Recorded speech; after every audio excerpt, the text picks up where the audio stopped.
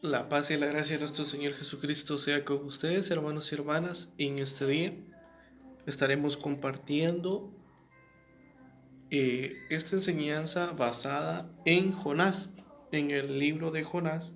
Amén. En el libro de Jonás vamos a leer el capítulo 4 de Jonás, capítulo 4, versículo 1. En adelante, dice así, en el nombre de Jesús. El enojo de Jonás. Pero Jonás se apesumbrado en extremo y se enojó y oró a Dios y dijo: Ahora, oh Dios, ¿no es esto lo que yo decía estando aún en mi tierra? Por eso me apresuré a huir a Tarsis, porque sabía yo que tú eres Dios clemente y piadoso, tardo en enojarte y de grande misericordia, y que te arrepientes del mal. Ahora pues, oh Dios, te ruego que me quites la vida, porque mejor me es la muerte que la vida. Y Dios le dijo: ¿haces tú bien en enojarte tanto? Y salió Jonás de la ciudad y acampó hacia el oriente de la ciudad, y se hizo ahí una enramada, y se sentó debajo de ella a la sombra hasta ver qué acontecía en la ciudad. Dice así: y preparó Dios una calabacera, la cual creció sobre Jonás para que hiciese sombra sobre su cabeza y le librase de su malestar. Y Jonás se alegró grandemente por la calabacera. Pero al venir el alba del día siguiente, Dios preparó un gusano, el cual hirió la calabacera y se secó. Y aconteció que al salir el sol, preparó Dios un recio viento solano, y el sol hirió a Jonás en la cabeza y se desmayaba y deseaba la muerte, diciendo: Mejor sería para mí la muerte que la vida. Entonces Dios le dijo a Jonás: ¿tanto te enojas por la calabacera? Y él respondió: mucho me enojo hasta la muerte. Y dijo Dios: ¿tuviste tú lástima de la calabacera en la cual no trabajaste, ni tú la hiciste crecer, que en espacio de una noche nació y en espacio de otra noche pereció? ¿Y no tendré yo piedad de Nínive, aquella gran ciudad donde hay más de 120,000 personas que no saben discernir entre su mano derecha y su mano izquierda, y muchos animales? Amén. Hemos entendido en este texto bíblico que hemos compartido con ustedes en esta mañana, dice que el enojo de Jonás es como lleva título el libro o el capítulo, para que tengamos una idea. ¿Y quién era Jonás? Un profeta, un mensajero de Dios. ¿Y a dónde lo mandó Dios? A Nínive, a esa ciudad pecadora, esa ciudad que pronto iba a ser destruida. Pero vemos la rebeldía de Jonás, que primero no aceptó y se fue para otro lugar. Tomó un barco y se fue para otro lugar, supuestamente alejándose de la presencia de Dios. Pero, si nos damos cuenta, pasó 3 días y 3 noches en una ballena, dentro de una ballena. Y después recapacitó y vio que tenía que ir y darles el mensaje a los de Nínive. Y los de Nínive, oyendo ese mensaje, ellos aceptaron y se arrepintieron. Pero Jonás, no conforme con esto, se enojó. Se enojó porque en su mente humana, en su mente, no creía justo de que Dios perdonara tan rápido a estos, a estos habitantes de Nínive. ¿Y a qué voy con esta porción de la palabra?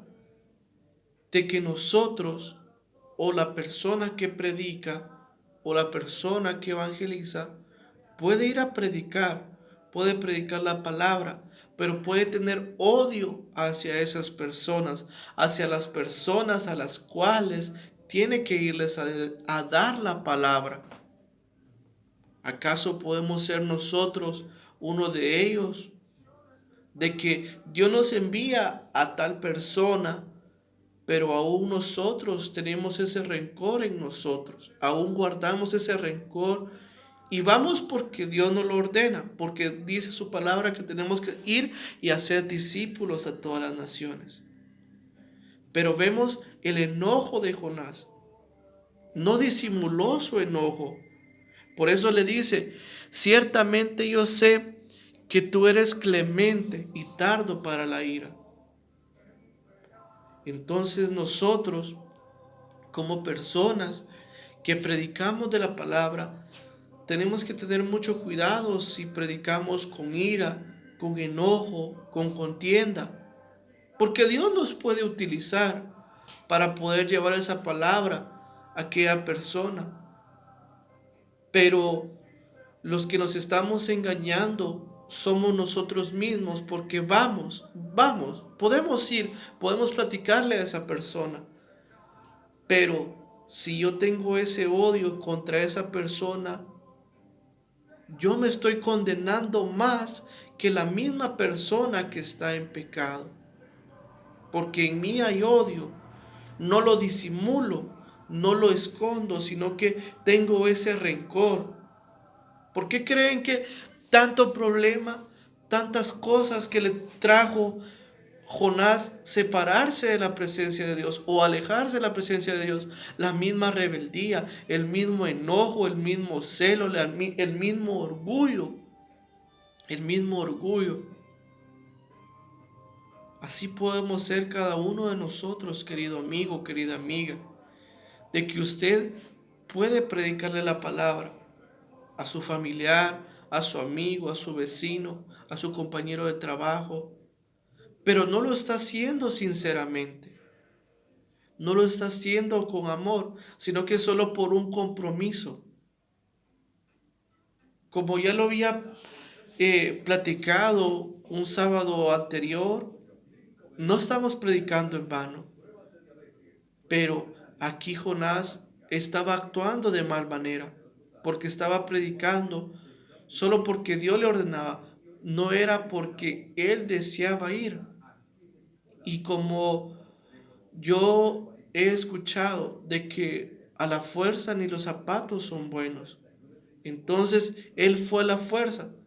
Supuestamente se convenció que tenía que ir, pero después vemos que va y se siente en un lugar alto, como quien dice, voy a ver si va a ser destruida la ciudad de Nínive. Pero ve que Dios le tiene compasión a esta ciudad. Y entonces vemos que aún Dios tiene misericordia de Jonás. ¿Por qué?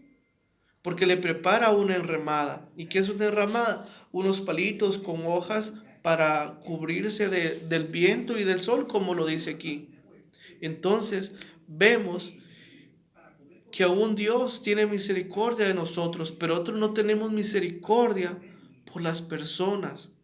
Nosotros no tenemos misericordia. ¿Y qué pasó? Dice que nació una calabacera o una calabaza.